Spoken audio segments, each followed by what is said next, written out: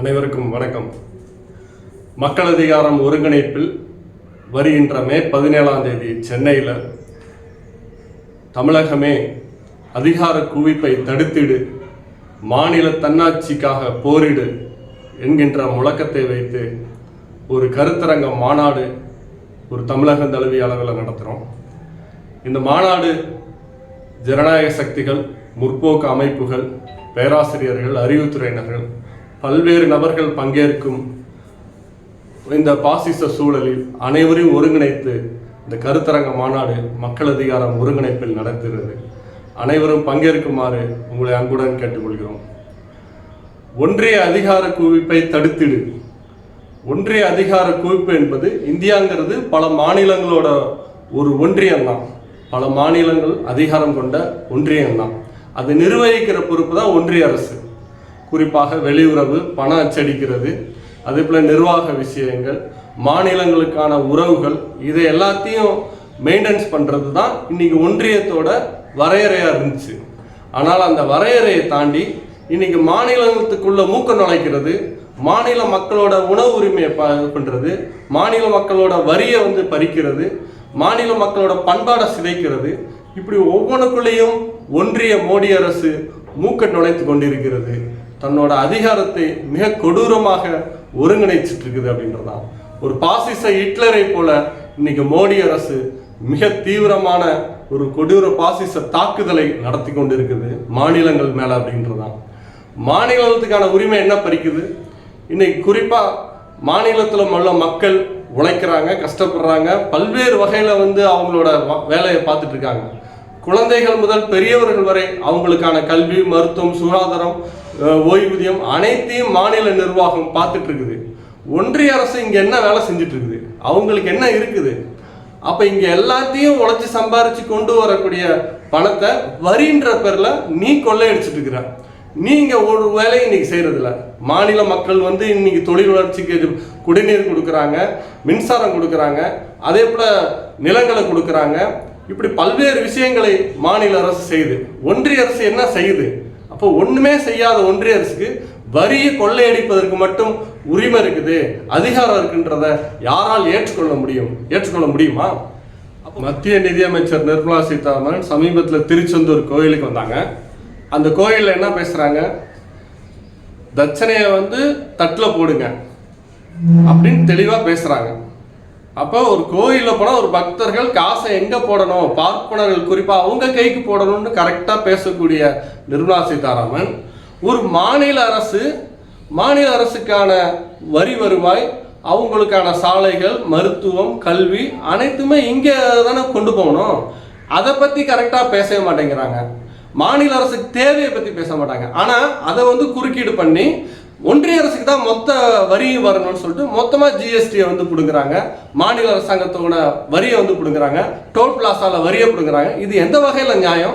அப்போ முழுக்க மாநில மக்களோட வருமானத்தை ஒட்ட உறிஞ்சிக்கிட்டு ஒன்றிய அரசு மிகப்பெரிய கார்ப்பரேட் நிறுவனங்களுக்கு பல லட்சம் கோடி சேவை செய்வதற்காக தான் இந்த திட்டத்தை அமல்படுத்துறாங்க, இந்த விஷயத்தை அதிகாரத்தை குவிக்கிறாங்க அப்படின்றதான். குறிப்பாக மாநில மக்களோட உரிமைகளை அனைத்தையும் பறித்து கொண்டு ஒரே நாடு, ஒரே தேர்தல், ஒரே சந்தை, ஒரே பண்பாடு, இப்படி எல்லாத்தையும் கொண்டு வரதுக்கான நோக்கம் என்ன?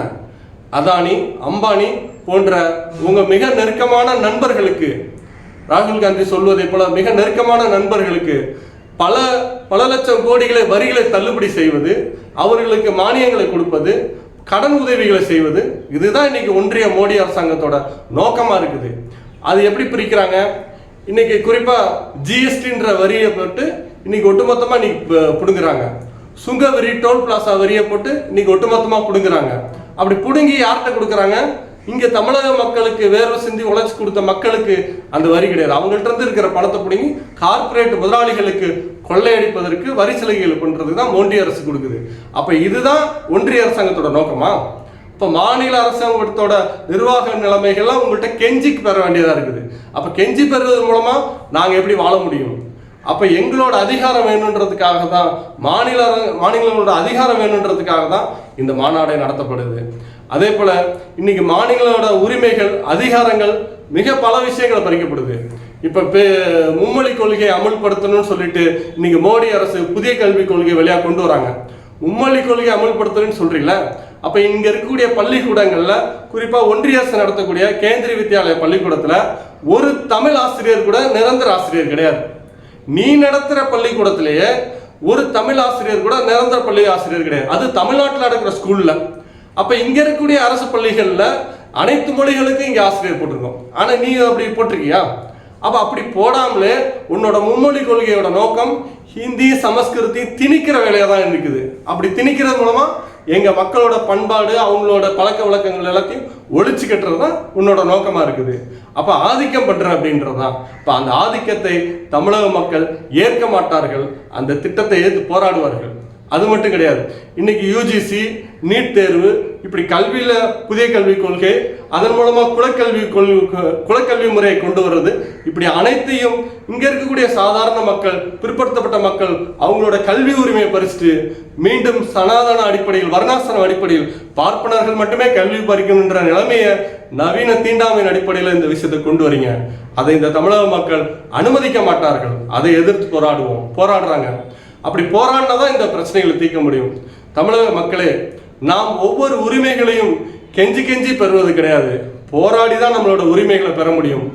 ஏற்கனவே நம்ம நாட்டில் இன்னைக்கு ராஜாக்கள் ஆண்டார்கள். அதன் பிறகு பிரிட்டிஷ்காரன் நம்ம நாட்டை கொள்ளையடிச்சான். அவன் நம்ம நாட்டை இந்தியான்ற வகையில ஒழுங்குபடுத்தினான். ஆனா முழுக்க முழுக்க நம்மளோட வரலாறு எடுத்துக்கிட்டோம்னா ஜல்லிக்கட்டு போராட்டத்துல நம்மளோட உரிமையை நிலைநாட்டினோம். இன்னைக்கு தொழிலாளர்கள் சாம்சங் போராட்டத்துல தொழிற்சாலை உரிமையை நிலைநாட்டினார்கள். இப்படி பல்வேறு வகையில நம்மளோட உரிமைகளை நிலைநாட்டிட்டு இருக்கோம். அன்றாட நாம் உழைச்சு சம்பாரிச்சு வாழ்க்கையில நொந்துபட்டு ஒரு வாழ வழியற்றவர்களாக நாம் மாற போறோமா, இல்ல இந்த ஒன்றிய அதிகார குவிப்பை எதிர்த்து நாம் போராட போறோமா? நம்மளோட தன்னாட்சி உரிமைக்காக போராடணும். தன்னாட்சி என்பது ஒரு தனிநாடு கோரிக்கை கிடையாது. ஒன்றிய அரசு பணம் அச்சடிக்கிறது, வெளியுறவுத்துறை, இப்படி பல்வேறு விஷயங்களை அவங்களுக்கான ஒரு 4 விஷயங்களை மட்டும் நிர்வாகம் செஞ்சா போதும். மீதி அனைத்து உரிமையும் மாநில நிர்வாகங்களுக்கு வேணும், மாநில அரசுக்கு வேணும் அப்படின்றதான். அப்படிப்பட்ட சொல்ற விஷயத்து தான் தன்னாட்சி உரிமை. இந்த தன்னாட்சி உரிமை கோட்பாட்டை எடுத்துக்கிட்டோம்னா இந்த அரசியலமைப்பு சட்டத்துல அது முழுமையா கிடைச்சிருமா அப்படின்னா இல்ல, அது மாற்றப்பட வேண்டியிருக்கும். புதிய ஒரு அரசமைப்பு சட்டத்தை நாம் உருவாக்க வேண்டும். அப்படி உருவாக்குறது மூலமா தான் மாநில அதிகாரத்துக்கான உரிமையை நாம் முழுமையாக நிலைநாட்ட முடியும். ஒன்றிய அரசுக்கான அதிகாரத்தை தெளிவாக வரையறைப்படும். இதுல யாரு என்ன மூக்க சான்ஸ் வரையும் நாம் கடுமையாக எதிர்த்து போராட வேண்டும். அந்த வகையில தன்னாட்சி உரிமைக்காக நாம் இன்றைய போராட்டத்தை தொடுக்க வேண்டும். இன்னைக்கு இந்த மாநாட்டு இருக்குது, ஜனநாயக கட்சிகள், அமைப்புகள் எல்லாத்தையும் ஒருங்கிணைக்கிற வேலையில தான் இன்னைக்கு மக்கள் அதிகாரம் செய்யுது. இன்னைக்கு கார்பரேட் காவி பாசிச சூழல் என்பது இன்னைக்கு அனைத்து கட்சிகளையும் அனைத்து அமைப்புகளையும் ஒரு ஒடுக்கி அவர்களையும் செயல்பட விடாமல் நிர்பந்திக்குது. அதை ஒரு முன்னெடுக்கிற வகையில தான் இந்த கருத்தரங்க மாநாடு மக்கள் அதிகாரம் சார்பாக நடத்துகின்றோம். ஆகவே தமிழக மக்களே, ஜனநாயக கட்சிகளே, முற்போக்கு அமைப்புகளே, அனைவரும் இந்த மக்கள் அதிகாரம் ஒருங்கிணைக்கக்கூடிய முன்னெடுக்கிற இந்த மாநாட்டிற்கு அன்போடு அழைக்கிறோம். அனைவரும் கலந்து கொள்ளுமாறு உங்களை கேட்டுக்கொள்கிறோம். நன்றி.